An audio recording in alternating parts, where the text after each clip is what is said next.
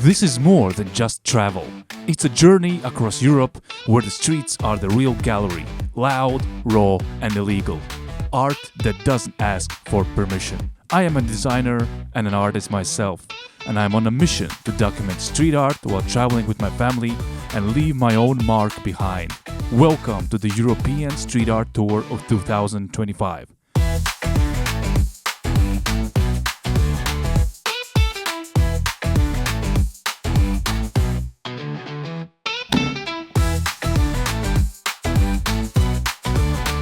In the previous episode, we left Poland and headed towards Slovenia, and I promised to show you the street art goodies I have prepared for this trip.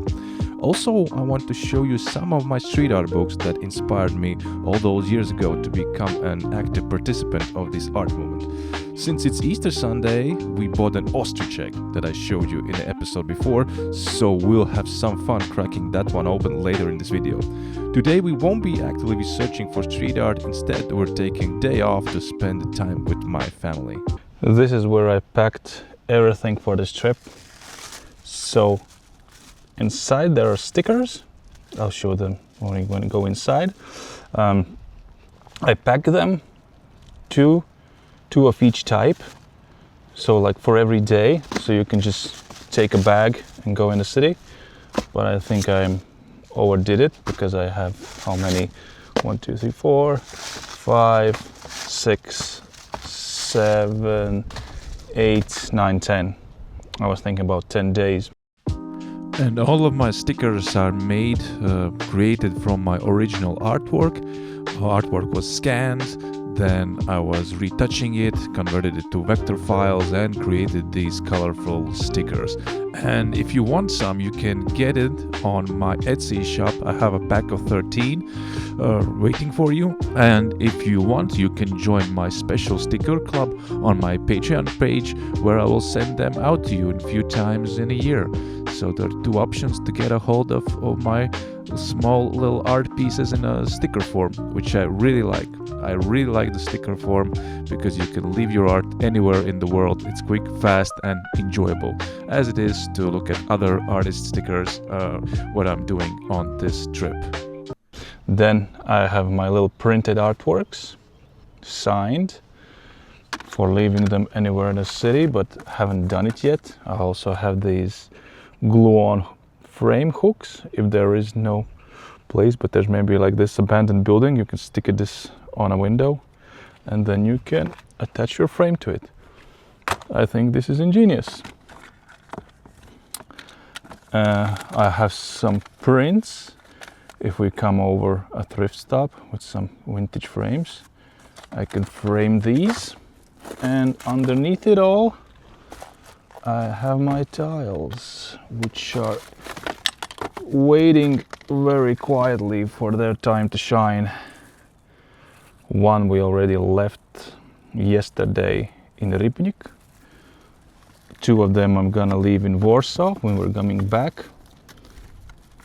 One is definitely going in Czech Republic. And for those who don't know what's going on and don't understand why I'm talking about some tiles, I was preparing for this trip many weeks in advance.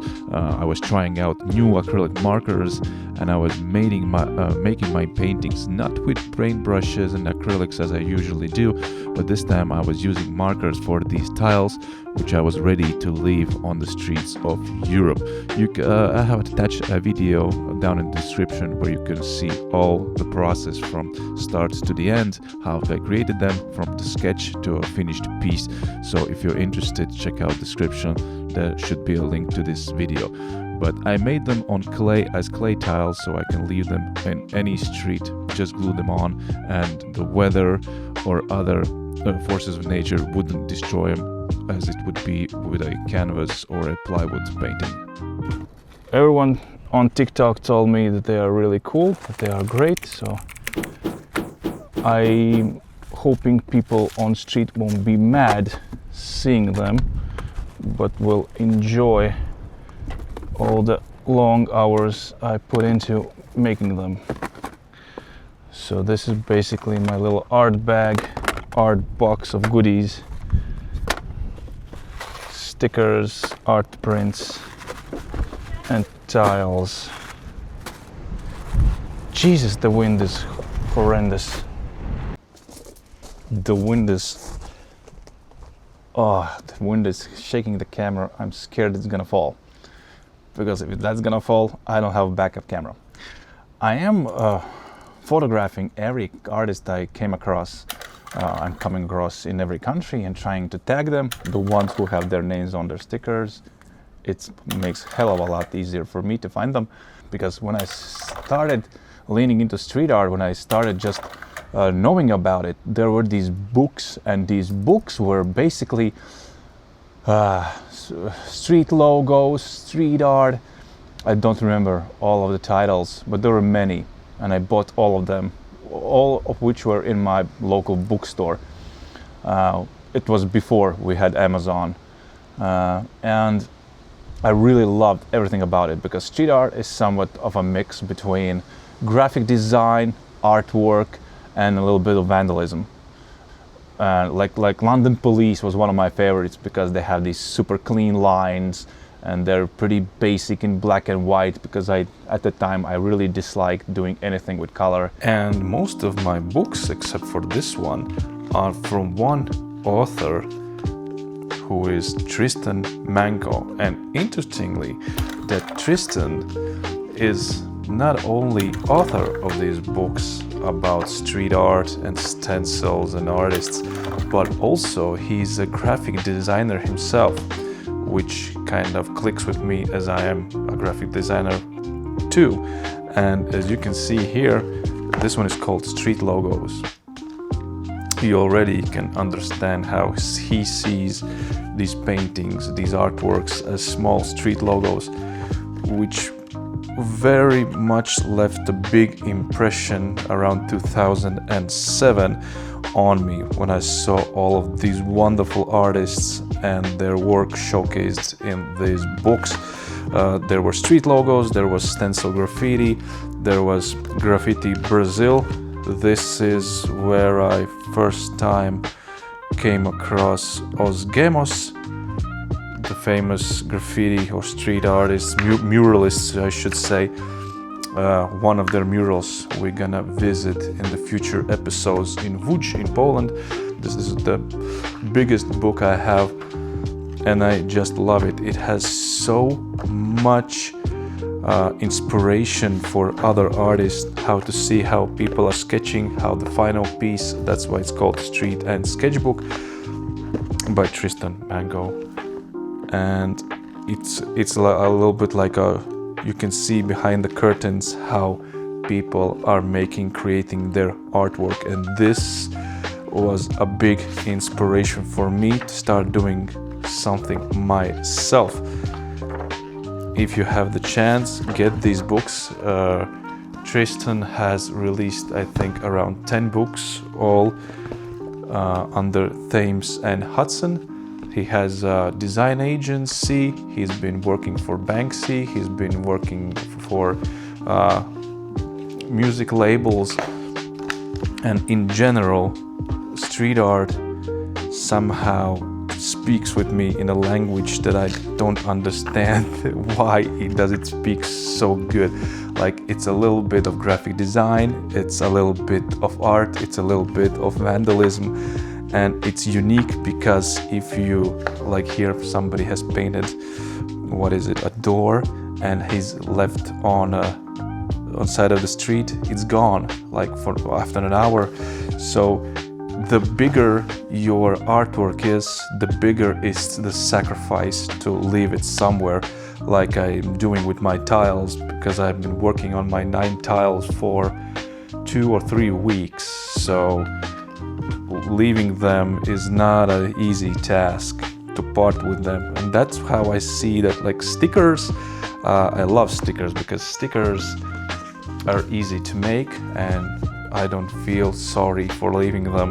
But when people start leaving like really big murals or stencils, not even stencils, but stenciled posters that took time to make, like the layered ones, and it's a commitment to make somebody else passing by happy, you're sacrificing your time, your work, your money.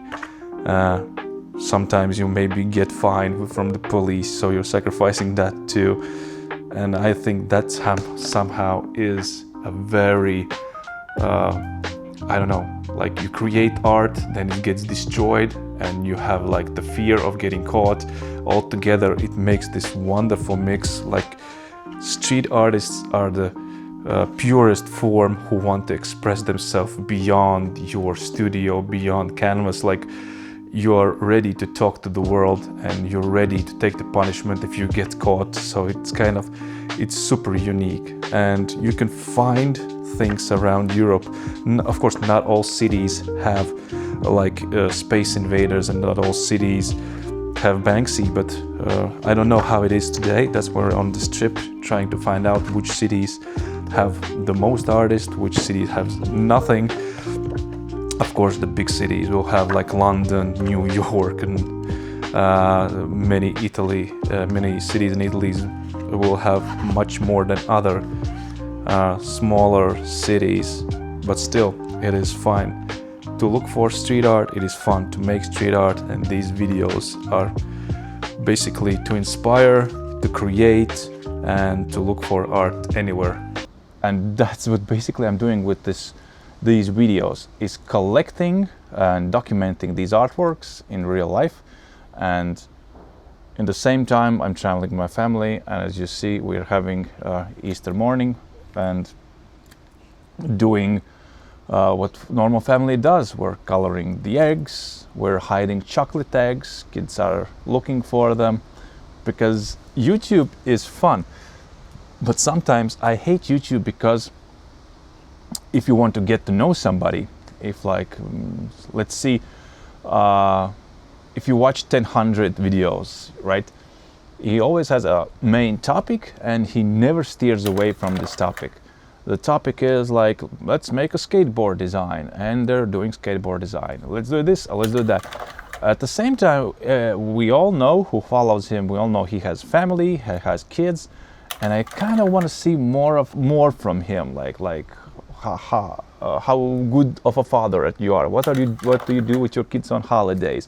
Do you draw with your kids? Do you do something creative? Like, I think it's very important, because as time goes by, everything gets a little bit like loses its personality, loses its charisma. Everything is a TV show. I don't understand why every YouTuber tries to be like a Netflix show. Everybody's getting out for the most cinematic shot or the best review or something, and it loses its like there's no personality, there's no heart. Like if you watch, if you know Clarkson, the main host, or one of the three main hostess of which was Top Gear, then he was Jeremy Clarkson, I mean. Then he was in the Grand Tour, and then there was he made his farm, Clarkson Farm. I like the car shows, don't get me wrong, they are absolutely phenomenal, but the Clarkson farm has so much heart, has so much how do you say it, what's the word I'm looking for, not charisma, but like his personality, like his character. You can see him in I don't even know if he's acting or he's just like that in real life, and that's what draws me in. I have watched all the 3 seasons like in just one breath, and soon there's coming a season 4 out. That's what I want to see like in the future YouTube. I want to see real people with real things that they do. Of course, if you're an artist, like good example, or one example is Art by Tuna, where she shows you like her basic daily life. She shows you what she's doing, on what projects, or what she's up to, or what exhibitions she's going, or Comic-Cons, or how do you call them. She tells what she liked, what she didn't like, etc.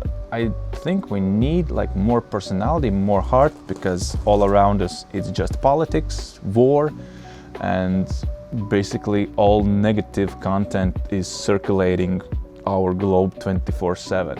And when you open like a Netflix, it's basically TV shows. And one funny thing is, even if I turn on Netflix, there's mostly some violence, some sex or something like that, and I cannot watch it around with my kids.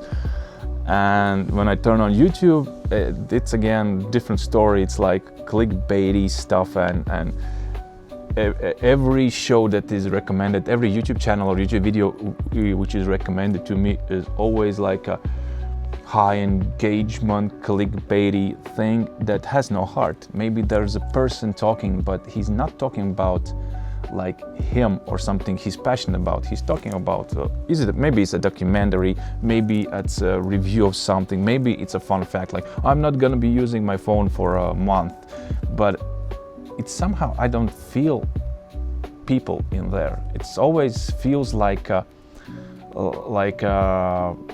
show, like a TV show where you come on stage, somebody says start, you push the record button, hello guys, and today.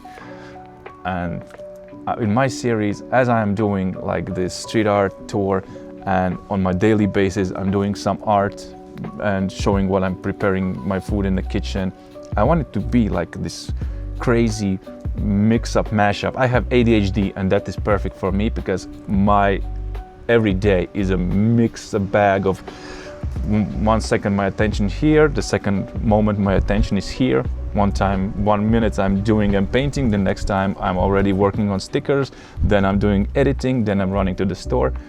So it's basically a good mirror of my everyday life.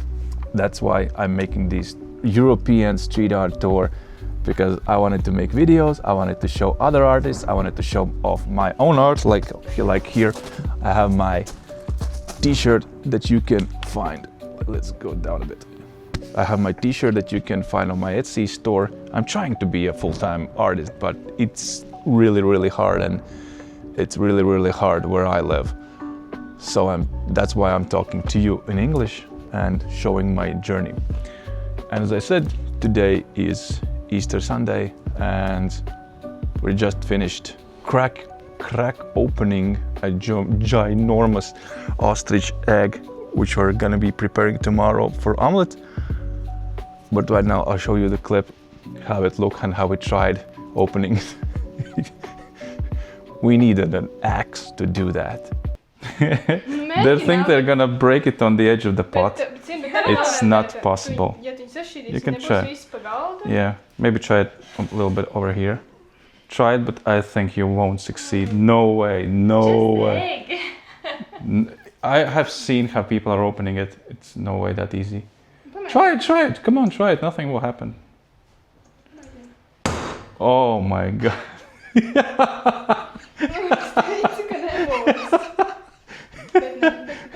Did it break it? Such a small dent, nothing happened to it. I think we'll have to go and find a hammer. I have a hammer in my car.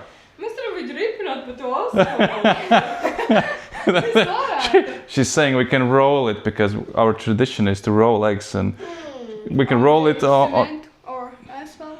Yeah. But if it breaks, you're gonna have a humongous omelet on the road. And if you think you can break it, and this knife is extra heavy, I just want you to hear the sound. Wait, let's take my mic out. It's like heading on ahead of the nail with a hammer. Now this experiment is to roll the ostrich egg on tarmac. Let's go. Nothing will happen to it. Nothing. How do they hatch out of this? It's like made from marble. Ah, she wasn't filming. Here I made the first dent. There it is. Op! Oh! Op! We did it. But winning is das droppers. It's getting all the scrambles. Look, it's breaking apart. I think you can do it inside. Hey, I'm iskal. Ja, is jou.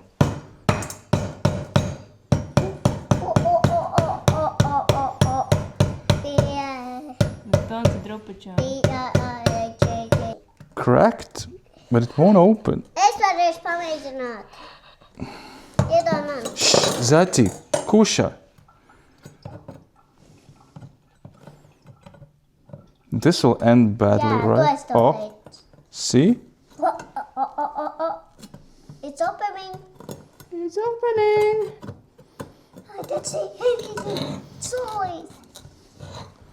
I think it's almost cracked all the way, but the how do you call this? This Membrane? Yes, the membrane is holding it together. Nu tad, Pa caurumiņu varbūt. tad skalu atkal, es nezinu kā. Es nebeigšu filmēt, tas vienkārši. Ļoti smieklīgs. Patiešām. It's opening. It's opening.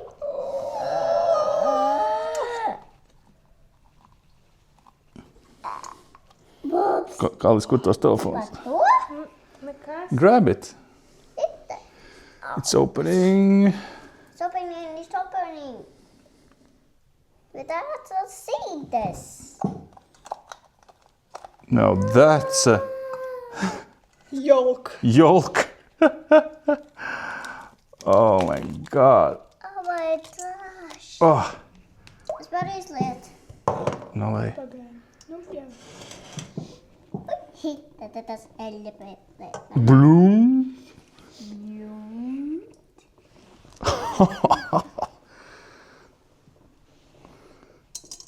It's like, it's larger than a mozzarella. Oh, it's Yeah. We're looking for a place outside to roll our egg down the hill. And they have a winery next door.